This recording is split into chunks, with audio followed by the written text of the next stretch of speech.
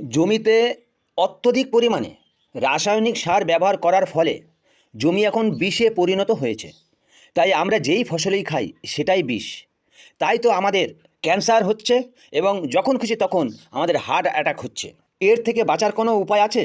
আছে, একটাই রাস্তা, সেটা অর্গানিক পদ্ধতিতে চাষ, অর্থাৎ জৈব সার ব্যবহার করে চাষবাস করলেই এই ক্যান্সার রোগ থেকে জমি মুক্তি পাবে।